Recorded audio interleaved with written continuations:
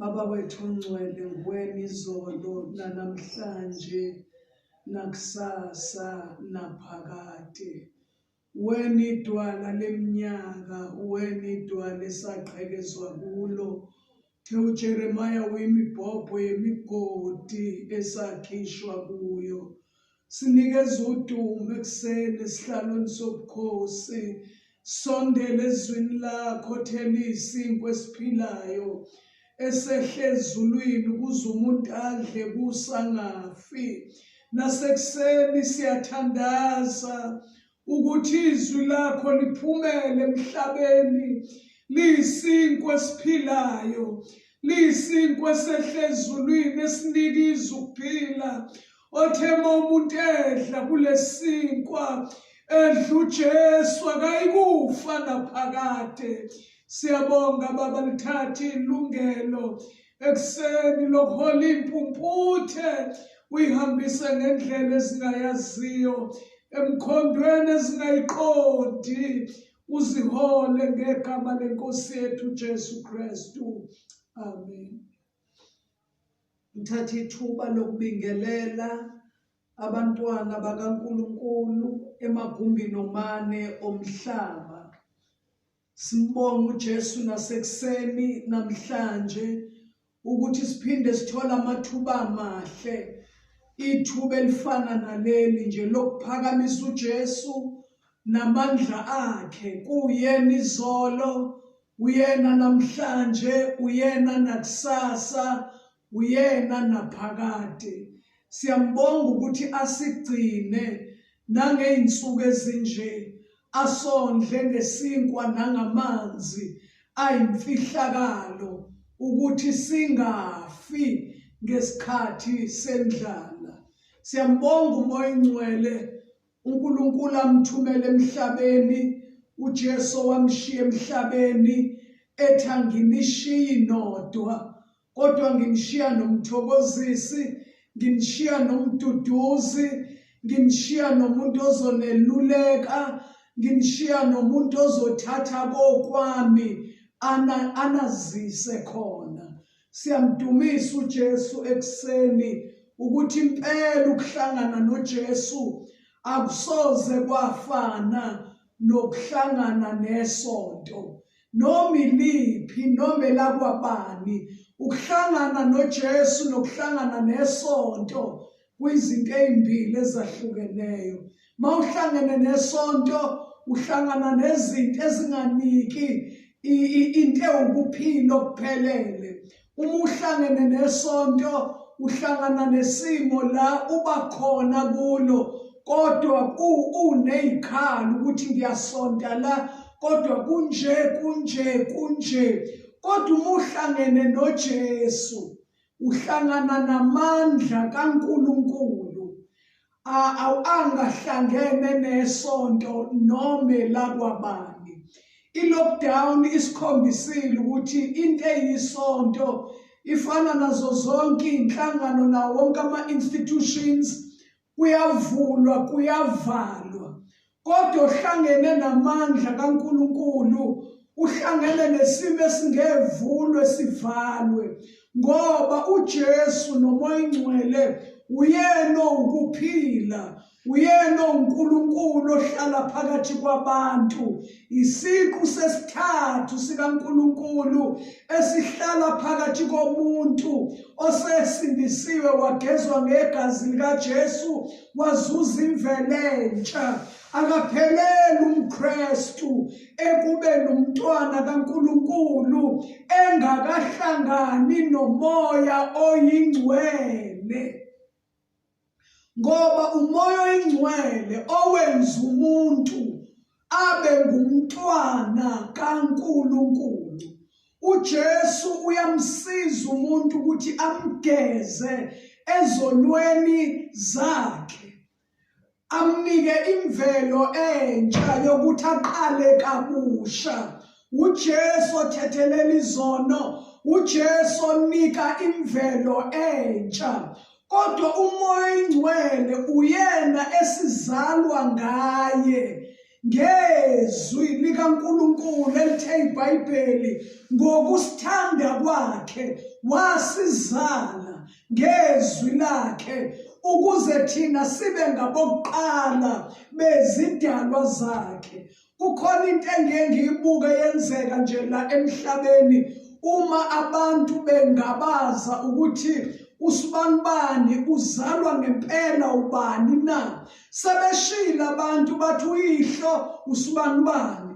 Kodwa makukhona izinto ezingagculisi ngiye ngibone sekuthiwa no, akwenziwe lesi sivivinyo okuthiwa i-DNA test.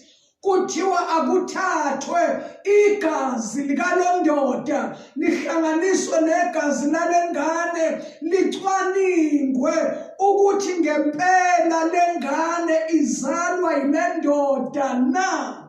Ngiye ngiqinise ukuthi umoya oyingcwele kumuntu ozelwe kabusha uyena oyi-DNA eshoyo ukuthi ngeqiniso uzalwa uNkulunkulu na. Isiqiniseko segazi esitholakalayo kutholakala umoya oyingcwele. Umoya oyingcwele aqinisa ukuthi ngempela uzelwe nguNkulunkulu ngezwi lakhe ngembewu engagugiyo. Liye liqinisa iBhayibheli ukuthi uma ungenayo umoya kaKristu ngeqiniso awusiye owakhe. Ngakho-ke ngicela sifunde nanka amazwi asencwadini kaGenesisi isahluko la sika 41.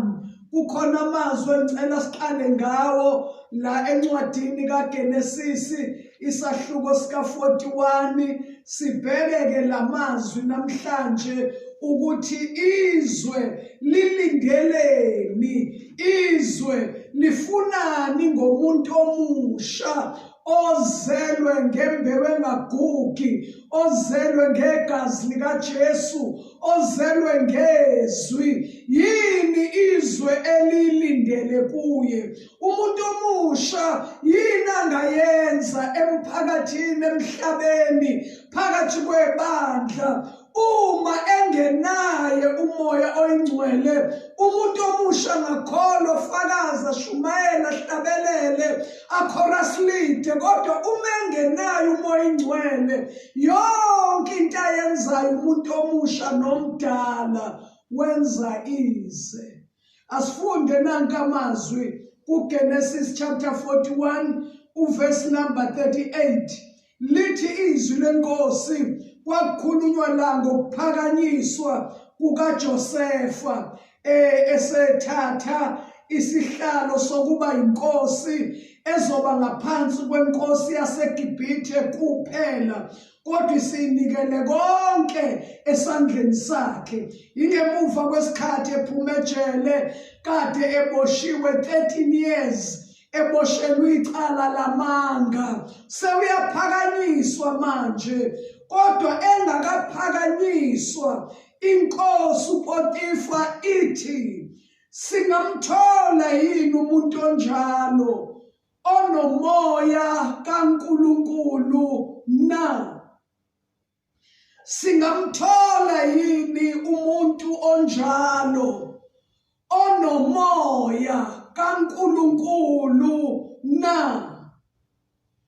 Yilamazwi engicela ukuthi abantu abasha emagumbini omane omhlaba bavule izindlebe bacele ukuzwa, ngoba kukhona ukuzwa umsindo ngezindlebe, kodwa kukhona ukuzwa izwi ngendlebe, hayi ngezindlebe. Njalo uJesu yekathi onendlebe akezwe. Akasho ukuthi onezindlebe, uthi onendlebe. Ngisho njalo ekuseni kubantu abasha balesi sikhathi, kubantu abasha abathanda uJesu, kubantu abasha, ngibuza lo mbuzo ukuthi angatholakala yini phakathi kwabantu abasha abasindisiwe abakhonza uJesu abahamba belandela befakaza beqinisa ngokuthi uJesu ufikile ubasindisile angatholakala yini phakathi kwabo umuntu omusha onomoya kaNkulunkulu na? uJosefa lo okukhulunywa ngaye ungomunye wamadodana kaJakobe. Lapha ngasekugcineni uJakobe sewatholile amadodana, kodwa lithi iBhayibheli wabuye wathola nendodana yakhe encane okwakuyindodana yobuxhegu bakhe. Wabe seyamthanda uJakobe uJosefa. iBhayibheli liyakubalula ukuthi wamthanda ngaphezu kwabo bonke abafowabo, nabafowabo baqaphela lokhu ukuthi ubaba uyamthanda uJosefa ngaphezu kwethu sonke. Ngeqiniso naye uJakobe wayengazi ukuthi yini lena ethandekayo kulo mfanyana. Iyathandeka lento kodwa iyazondeka kwabanye, kanti uJosefa wayenomoya kaNkulunkulu.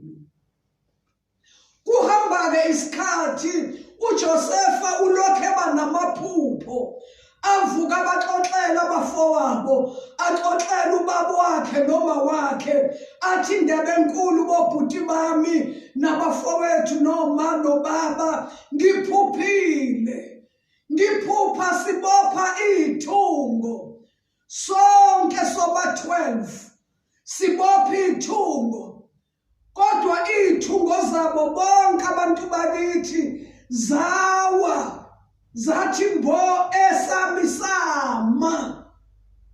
Lezi thungo zonke zakhothama phambi kwesithungo sami. Abafowabo esikhundleni sokuthi badumise uNkulunkulu, kwaqaleka inzondo phakathi kwabo ukuthi liphupho lini leli. Kusho ukuthi wena ucabanga ukuthi uzosibusa siyokhothamela wena na? Singamthola yini umuntu onjalo onomoya kaNkulunkulu na?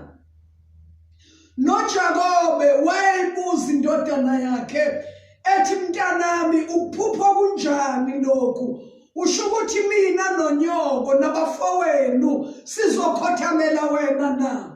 Washo ukuthi uJosefa ulikhulumile iphupho, khona izinto ayibonayo umndeni wakho ongaziboni, kodwa lezi zinto zimdalela ubutha. Noma kunjalo uJakobe lithi iBhayibheli wamthanda lo mfana, ngoba mawunomoya kaNkulunkulu awuthandeki kubantu, kodwa kukhona futhi abantu abakuthandayo nabo bengakuthandi ngenyama, bekuthanda ngaye umoya osuke ehlala kubo ahlale nakuwe.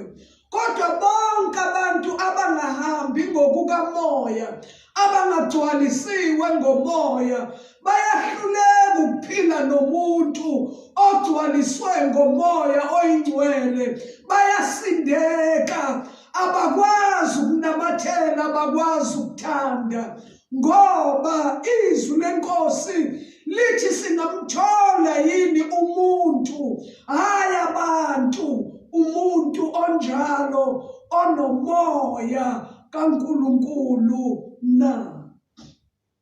uJosefa ngelinye ilanga phinda xoxe futhi, baba, ma, bafowethu, sengiphinde ngaphupha. Uphuphani na? Ngiphupha ilanga nenyanga nezinkanyezi ezu-11 kungikhothamela. Yasho ukuthi lento iyayiphakamisa inzondo lona ngomncane, kodwa amaphupha akhe asho ukuthi kuzisikhathi la ezoba inkosi khona bamkhothamele.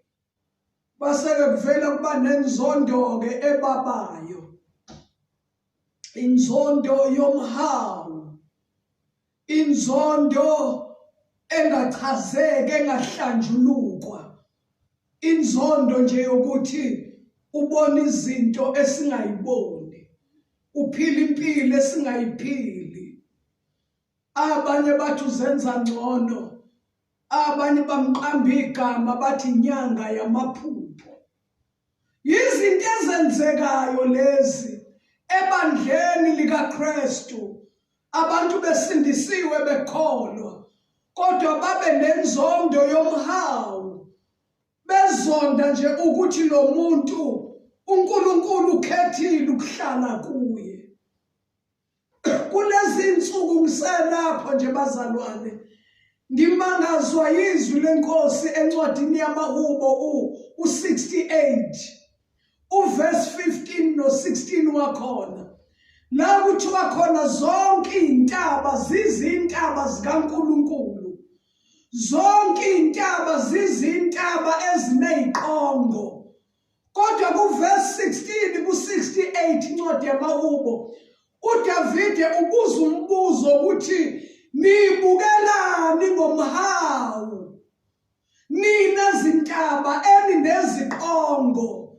Yini ukuba nibheke ngomhawu, intaba uJehova akhethile ukuhlala phezu kwayo, ngoba uzohlala kuze kube phakade. Kodwa iBhayibheli lithi zonke lezi ntaba ezikaJehova, zonke lezi ntaba zineziqongo.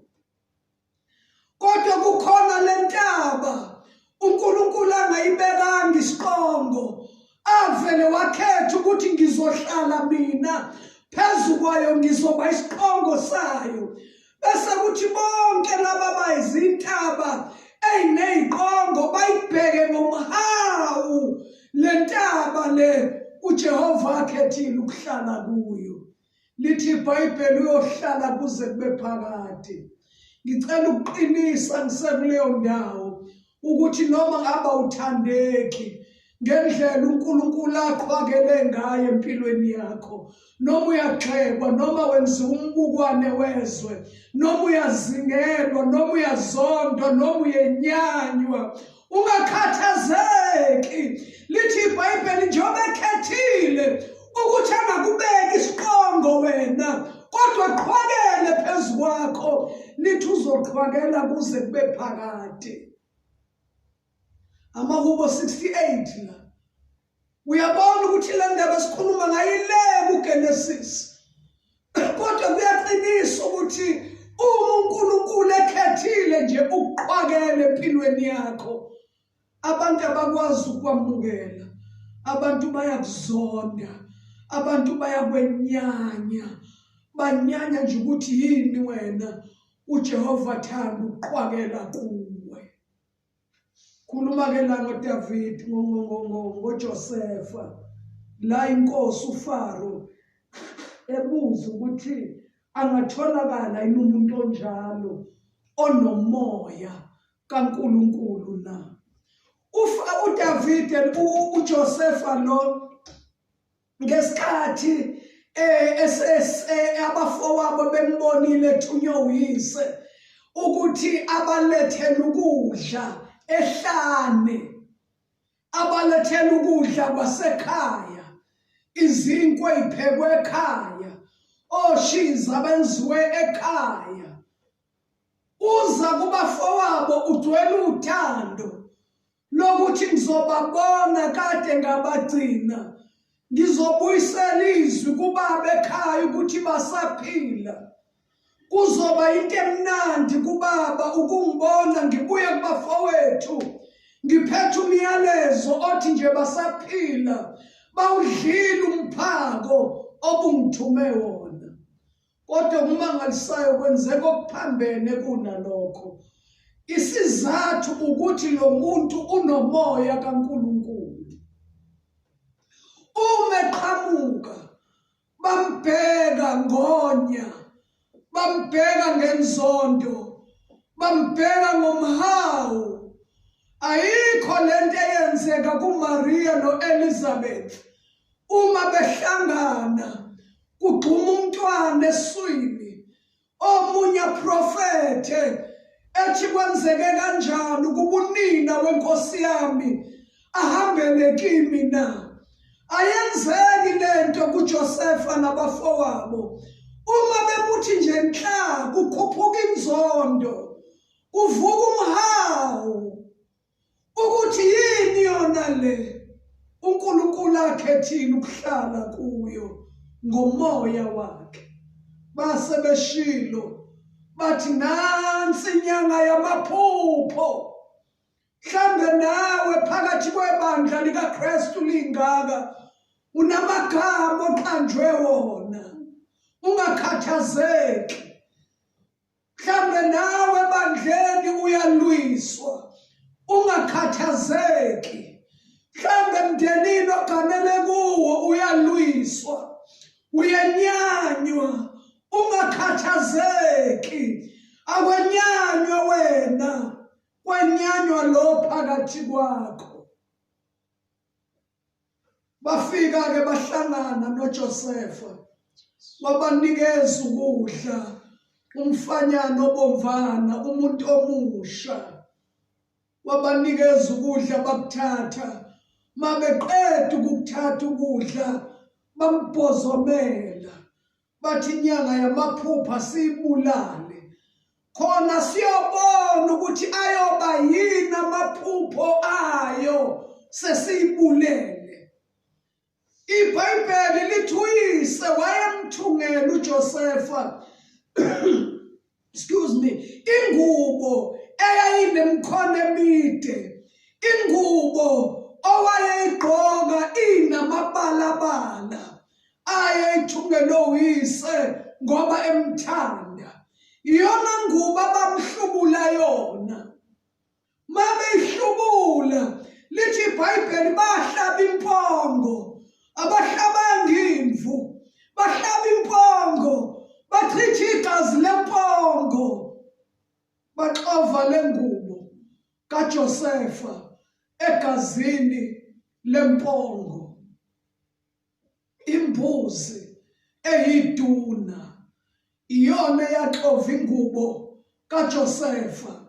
Kwathi lembalabala eyisengubeni kaJosefa yavele yaqasha, yaphela imbala. Kwasala umbala obomvu, umbala wegazi. Base beyithatha-ke injalo bayisa kuJakobe uyise. Bathi bheka le ngubo, kungenzekeni ukuthi ingubo yendodana yakho le siyitholile kusho ukuthi udliwe isilwane esibi. Sakhuluma ngale ngubo, kuyazwakala ukuthi uJesu ngesikhathi ebanjwa eyobethelwa esiphambanweni eyimvana engenacala, akuchithekanga esiphambanweni igazi lempongo, kodwa kwachitheke lemvana engenacala. Le gazi likaJesu lageza izono zabantu bonke, izizwe zonke, izilimi zonke, imindeni yonke yomhlaba yagezwa ngaleli gazi. Wafakaza uPawuli ethi bonke sebefikile kuleli gazi. Akusekho mJuda namGreek, akusekho wezizwe, akusekho wesilisa nowesifazane, ngoba igazi lizala abantu babe yisizwe esisodwa. Babengazi ukuthi ingubo kaJosefa njengoba imbalabala nje imele abantu, imele izizwe, imele izilimi, imele imindeni yomhlaba. Uma bona beyishova egazini lempongo yacima yonke lembala. Kwamanje umbala obomvu wegazi, igazi mahluko lempongo. Kanti kuzofika likaJesu igazi liphinde ligeze zonke izono zabantu bonke. Bonke abazelwe ngegazi likaJesu bayisizwe sinye, bamndeni munye, banegazi elilodwa, bane-DNA eyodwa. kaMoya oyingcwele ofakaza egazini likaJesu athi ngempela lo uzalwa uNkulunkulu ngegazi lendodana yakhe uJesu Kristu. Singamthola yini umuntu onjalo onomoya kaNkulunkulu na? Ngiyathanda bazalwane abantu abasha ukuthi uma ulandela uJesu hamba ngalolu uhambo esihamba ngalo uzidelile, ungazalelwe ensindisweni, ungalandela abazalwane ngoba benothando, ungalandela ukuthi wafika ugula phakathi kwabo wasinda, ungalandela ukuthi njalo bakucaphulela impuphu bakupha amajezi nezicathulo. Uma wazidela wakhetha ukuthi ngizolandela uJesu, wathatha isiphambano sakho imihla ngemihla, wakhetha ukulandela uJesu ngoba amazwi akhe layo uthi uma umuntu ethanda ukuze emva kwami akazidele, athathe isiphambano sakhe imihla ngemihla angilandele. Ngoba makungesilo lolo hlobo lokulandela, uJesu uyabuza umbuzo athi kuyomsiza ngani umuntu ukuba azuzizwe lonke kodwa ekugcineni alahlekelwe umphefumulo wakhe na? Ingabe wemuntu omusha uyokhiphani kube isihlengo somphefumulo wakho na? Mawulandela uJesu uyazidela. Phenduka isilima kuthiwa uqashukela ulayini. Akukwazi ukuthi ulandele uJesu ubuye uzama ukubamba istandard sabantu bezwe. Uthi phela kufanele ngihluke kakhulu kubo, akufanele ngoba kufanele ngibadonsele kuJesu. Mina ngimdala manje, inkosi ngibusisile ngeminyaka yokuphila ngikhulile, angikaze ngibone umdobi engena phakathi edamini nodobo ejaha inhlanzi phakathi emanzini. Akukho bantu abasha nakanjani ukuthi uzolingisa izwe ukuze ukwazi ukudonsela izwe kuJesu. Akukaze kuhlangane futhi akuyukwenzeka naphakade. Uma umuntu ethanda ukuze emva kwaJesu uyazidela, athabathe isiphambano senkosi uJesu ayilandele imihla ngemihla. Akupheli-ke lapho ngomuntu onomoya kaNkulunkulu bantu abasha.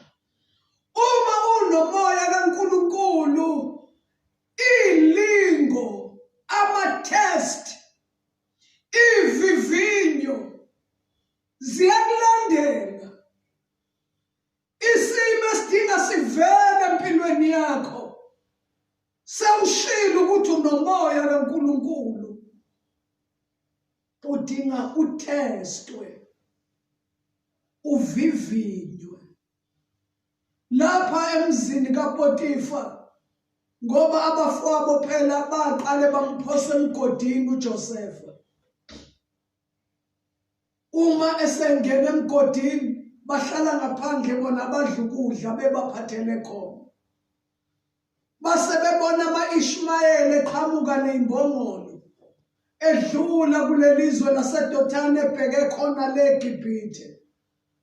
Base beshila abanye phakathi kwabo wathi uJuda asimkhiphe emgodini singambulali ngoba uyigazi lethu, kungcono simdayise.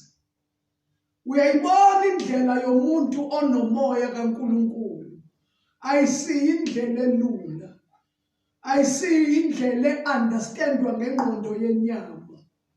Indlela umuntu onomoya kaNkulunkulu aphila ngayo naphiliswa ngayo ayisiyo indlela eyindlela evamile.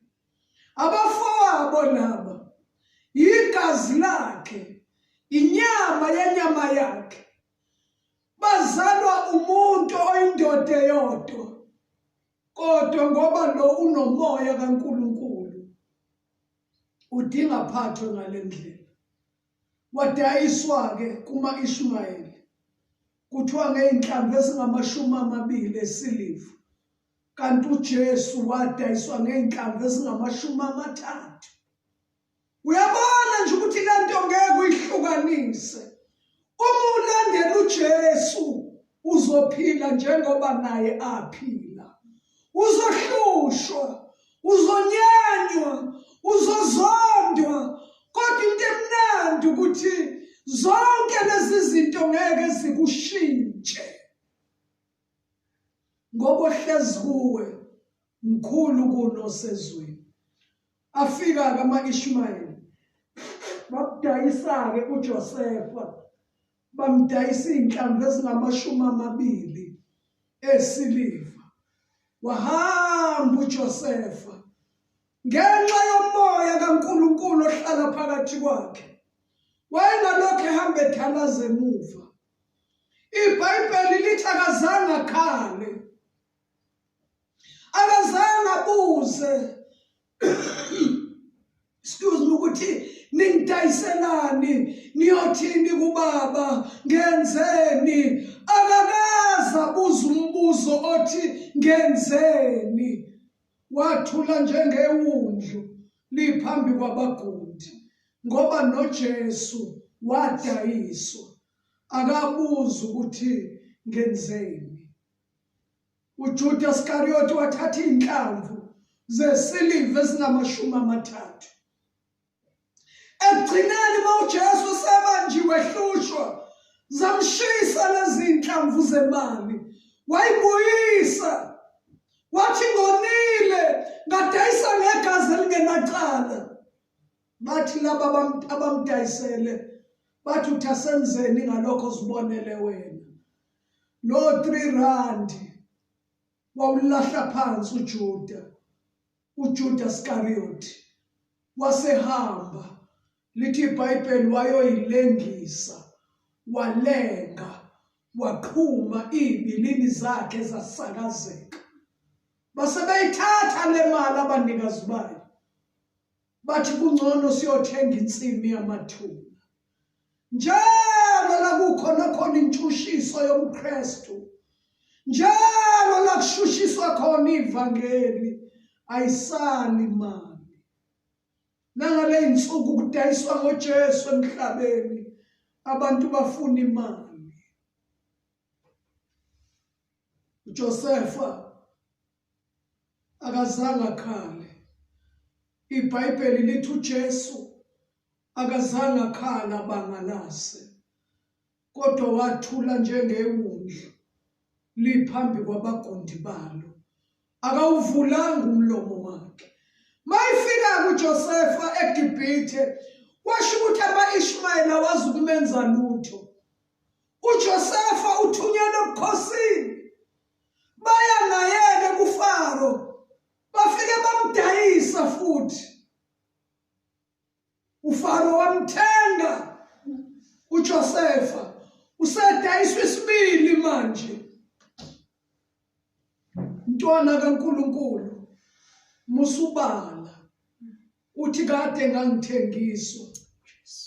Abanye abantu baphila impilo efana neyabanye, yokuthengiswa ngezikhathi zonke. Umangalo ukuthi hawu ngidayiswe nawusubani bani, ngimthemba kangaka. Kodwa le mpilo yokuthengiswa impilo maKristu evamile ukwenzeka, ukuthi njalo nje uhlala uyibona usudayiseka, usudayiseka, usudayiseka. Khona into engicela uyibambe kulokhu kudayisa, uphinde udayiswe. Izwi likaNkulunkulu lithi nje uJehova wayenaye, uJosefa wayenaye. Ungadayiswa 1,000 times, udayiswa. Kukhona abanye abathenga ukuthandwa abanye, badayise wena. Kodwa ungakhathazeki, yenza nje isiqiniseko sokuthi uNkulunkulu unami. Njengoba eshilo wathi ngeke ngikushiye, wathi ngeke ngikuyeke, wathi ngiyoba nawe insuku zonke kuze kube sekupheleni kwezwe. Ingakwethusi indaba yokuthi uhlala udayiswa, uyathengiswa.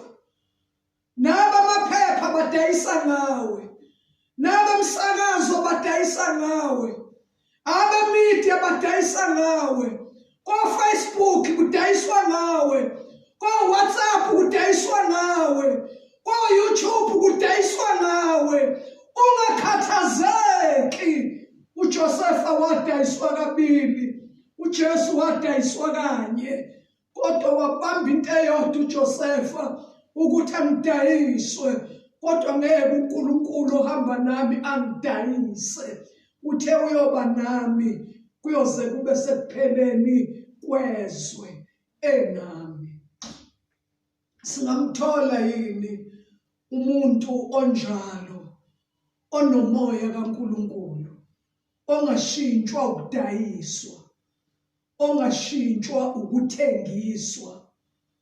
And uma udayiswa very cheap, udayiswa nje esikhaleni nje, uyadayiswa. Abanye bakuthenge ngensini, usudayisiwe kungqokotho. Hayi, wamtshela wahamba kancane. Uyadayiswa, kodwa udayiswa cheap. Ungakhathazeki, uJehova wayenaye.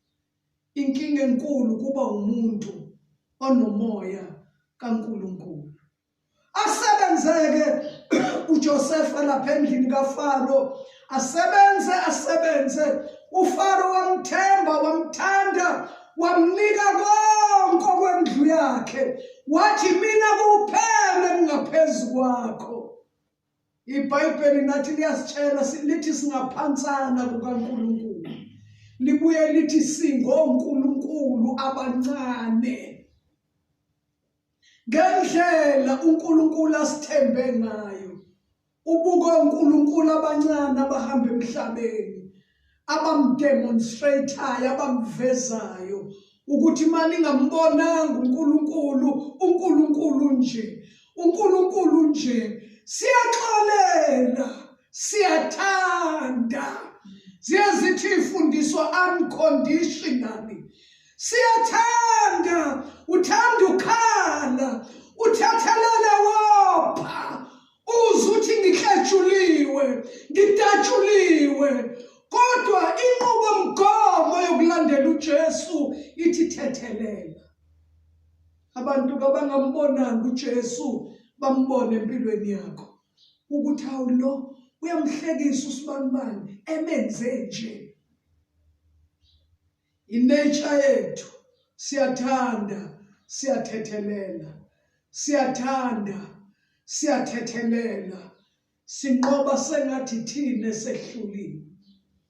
Lo muntu onomoya kaNkulunkulu kanti uhlezi nje la endlini kaFaro. Unkosikazi lo kaFaro uyambheka lo mfana, uyamhalela, uyamkhanuka. Itesti le mawulandela uJesu nomoya kaNkulunkulu ngeke udlule, ingadlulanga kuwe.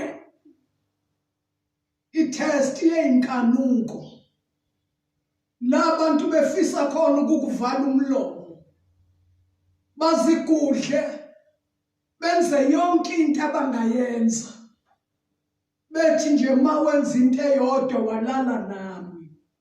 walala nje nami, ngingakunika konke, walala nje nami. Into abayifunayo abantu akusikho ukulala nawe.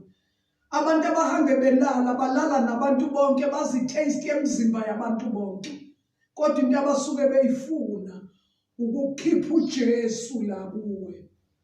Badedisa umoya kaNkulunkulu bese ufana nabanye abantu. Ungalokhu uzenza ngcono ngoba wena uJehova ekhethile ukuqhwakela kuwe.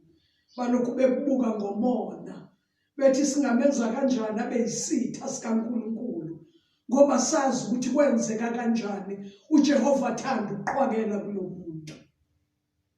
Inkosikazi kaPotifa yamcela uJosefa inkosi ingekho. Ithi nje lala nami. Kwasho ukuthi lo mfana lo muntu omusha unomoya kaNkulunkulu phakathi kwakhe. Umuntu onomoya kaNkulunkulu umuntu omesabayo uNkulunkulu. Uthi inkosi nginike konke okusendlini yayo, kodwa ingigodlele wena. Manje wena mfazi kaFaro uthi ngilale nawe. Ngenze kanjani ububi obunje? Akasho ukuthi ngone kuFaro, uthi ngone kuNkulunkulu na. Imfihlo leyo yomuntu onomoya kaNkulunkulu. Akazikali ngabanye abantu ukuthi bazothini, kodwa uzibuza ukuthi uma ngingenza lesi sono, ngingenza lobu bubi obungaka, angathini uNkulunkulu na. Kwasho ukuthi inkosikazi kaFaro ayinandaba noNkulunkulu. Yampozomela umfana wabaleka washiya ibhantshi. Washo ukuthi inkanuko ijabhile, lo mfazi ngeke alale nebhantshi. uJosefa ubalekile nobungcwele bakhe, ubalekile nomoya kaNkulunkulu, ubalekile nenyama yakhe. Ethi ngenze kanjani ububo bunje ngone kuNkulunkulu na. Bantu abasha nabadala, inkanuko ayinaminyaka, isono sobufeba sinaminyaka. Ukuthi nje ungwevu, ukuthi ungakanani, idimoni lobufebe alibuza ukuthi how old are you? Alibuzi lokho. Lidela ngokuyifikela mathupha. Kodwa umuntu onomoya kaNkulunkulu uyabubalekela ubufebe. Uyabaleka nje. Empilweni nje uhlala uhlahla amehlo nje, ubaleka nje. Ubaleka nje enkonzweni. Mawubona ukuthi le ndoda inento nami, awulokhu uyithela iy'thontwana kuyo, ulokhu uyikhawula ungaqedi. Uyagwema ngoba abantu abanomoya kaNkulunkulu bayabubalekela ubufebe.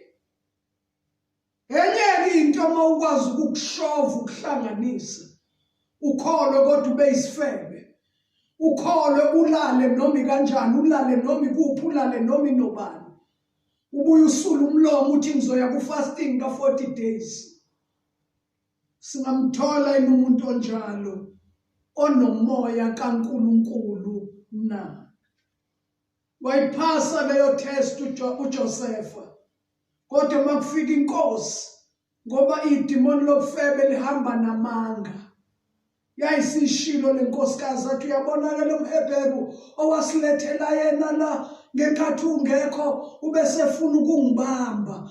Ngakhala wabaleka kwasala ibhantshi lakhe. iBhayibheli lithi ulaka lukaFaro lwavutha. uJosefa wayongena ejele 13 years esejele.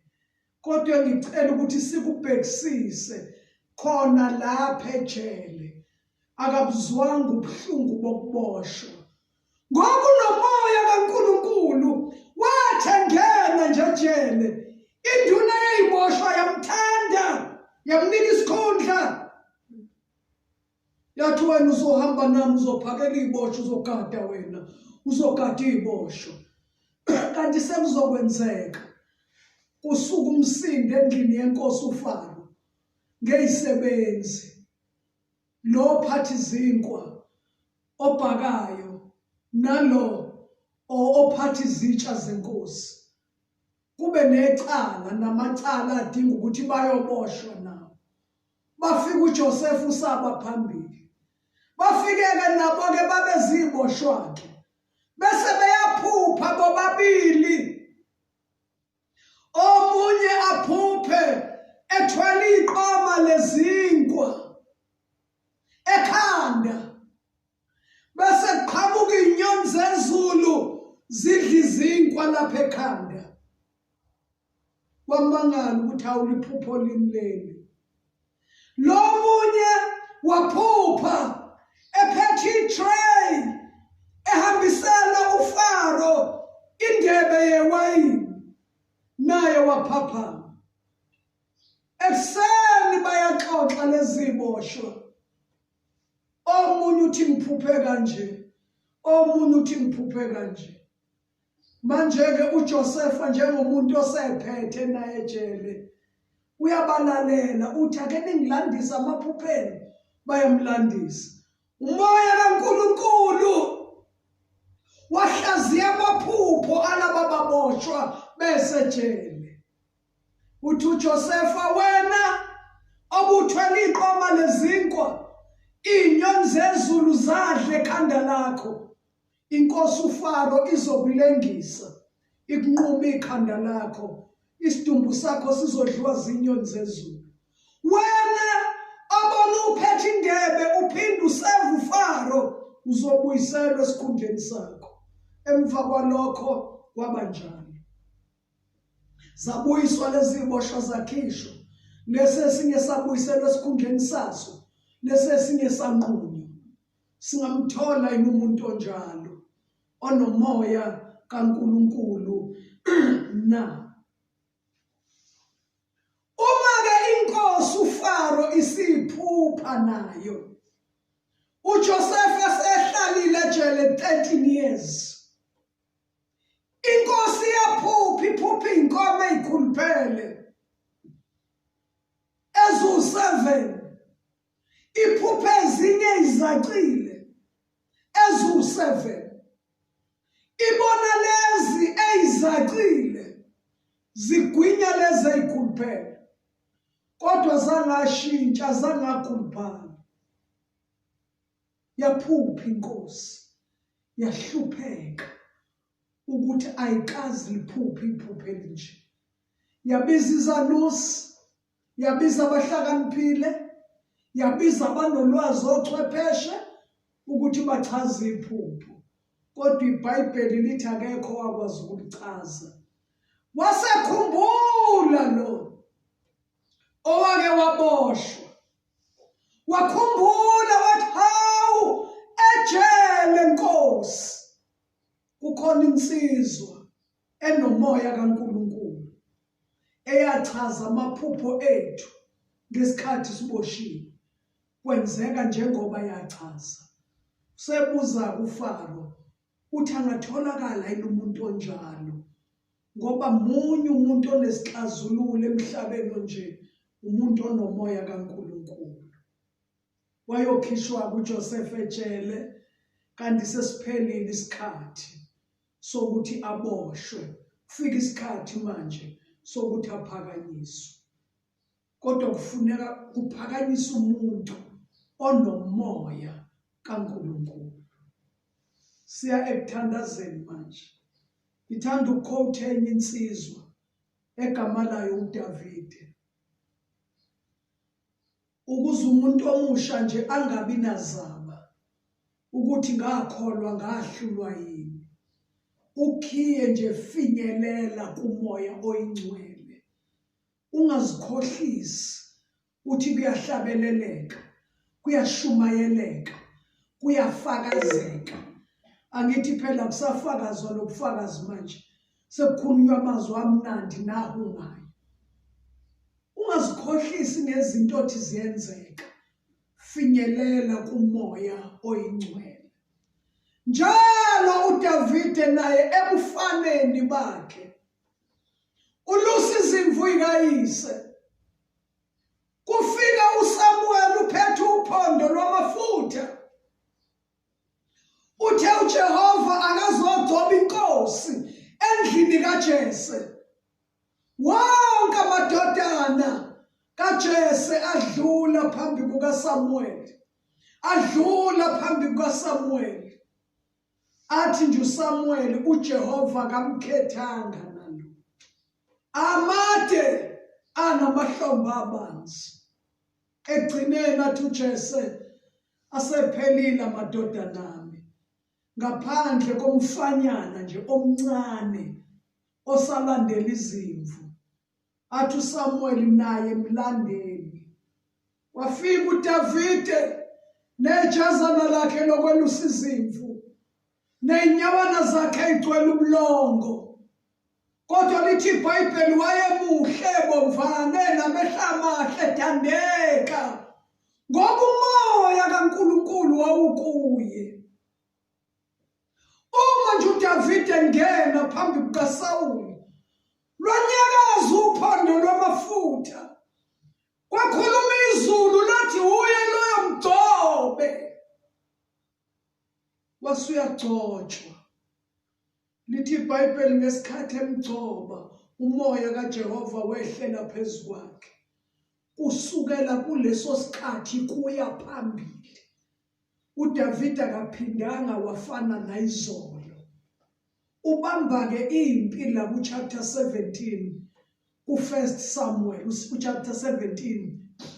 Ubamba impi, uyibamba ngobufakazi. Lesikhathi uIsrael ebhekene noGoliathi, ebhekene nesiqhwaga, ebhekene nomuntu ogqoke insimbi kusuka ekhanda kuze kuyophuma ey'nyaweni, ebhekene nomuntu ophethe umkhonto owawukaliwe kuthiwa unesisindo esimangalisayo, ephethe ingcula. Ubhekana noIsrayeli.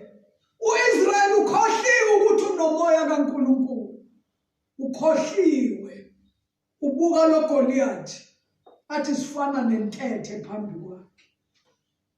Wafika uDavide naye uletha ukudla. Uthunywe uyise futhi kubafowabo azobabheka empini ke manje. Laba babengelusile kwakusempini. Bafica uGoliathi uyajayiva. Isitha sikaNkulunkulu siyakholosha, sikholoshela ibandla. Wathi uDavide uzokwenzelwana umuntu ongabulala lo muntu. Abafowabo kuthiwa bambheka ngomhawu. Omunye wobhuti bakhe wathi ngiyakwazi wena ukuyiphakamisa kwakho. Uyishiye nobani izimvu? Uzela ukuthi uzobukela impi. Kukhuluma owasendlini, khuluma umfowabo gazi linye. Kodwa engikuthandayo ngoDavide, lithi iBhayibheli wamfulathela, akaze amlalela, ngoba kuyaphazamisa ukuhamba ulalela ukuthi abantu bathini. Uzongafiki la uyakhona, uzonga-achieve into uNkulunkulu akumisela ukuthi ayi-achieve ngempilo yakho. Lithi iBhayibheli wamfulathela ubhuti wakhe, ngoba wayemnika amagama endumazo, emgxeka, enyanyile, ethi ngiyakwazi wena ukuyiphakamisa kwakho, uzobukela impi la. Waqhubeka uDavide wabuza kwabanye, ethi umuntu obulala lesi siqhwaga uzokwenziwa njani? Bamtshela bathi inkosi izomnika indandatho, inkosi izomnika indodakazi abe umkhwenyana wakaNkosi, inkosi izomnika ukuthi nokuthi.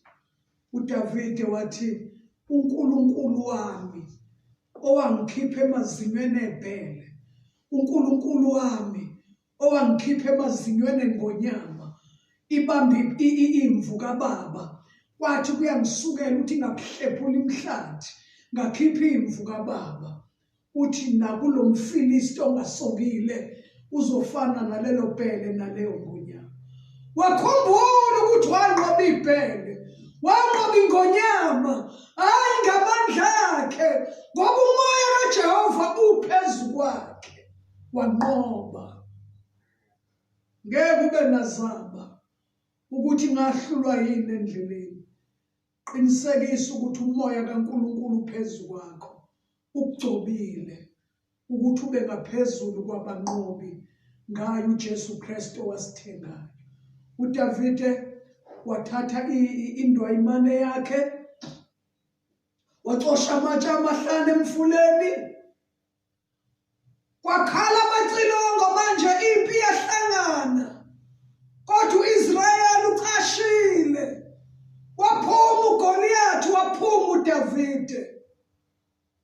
efika uGoliathi uthi ngiyinja yini mina ukuthi ungathatha induku uze kimi, ngiyinja yini mina, isihilingi lesi into ayimani uzoyenza.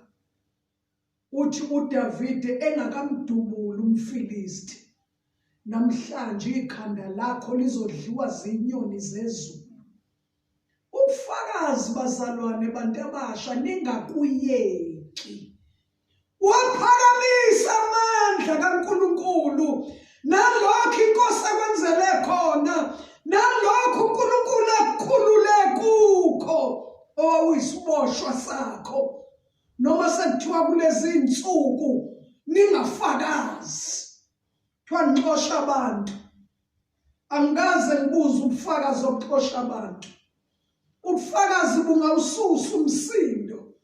Nangesikhathi sabapostoli babususa umsindo, kodwa babuye bathi oGamaliyeli isibonakaliso esikhulu senziwe yibona. Lo muntu bayishosha ngegama likaJesu wabo wasukuma ukuthi-ke niyawususa umsindo noma qha, kodwa isibonakaliso samandla senziwe yilabo abafakazayo. Ngiyanincenga bantakwethu, uma uJesu wamuzwa ngempela wangena empilweni yakho, fakaza ngezinto akwenzele zona. Esambulweni lithi iBhayibheli nabo uqobo lwabo bamnqoba ngegazi lewundlu, bamnqoba ngezwi lobufakazi, abakuthanda ukuphila kwabo. Uma ufakaza izwe liyakwenyanya, uma ufakaza laba bangayiphili impilo yokukholwa bathi uxosha abantu. Uma ufakaza laba bagila imkhuba besensindisweni bayathunukala, mabe namandla bakuvale bathi ungaphindi ufakaze. Kodwa ngicela ukusho ukuthi nabo bamnqoba ngegazi lewundlu nangezwi lobufakazi babo abakuthandanga ukuphila kwabo. uDavide enomoya kaNkulunkulu phezu kwempilo yakhe. Umoya kaNkulunkulu uma ifaka itshe la esilingini sakhe, njengoba ejwayele ukudubula inyoni ngesilingi, umoya kaNkulunkulu nojobo oluphula amajoko obumnyama lwaqondisa nje itshe ngqo esiphongweni lapho insimbi yayingekho khona. Ngetshe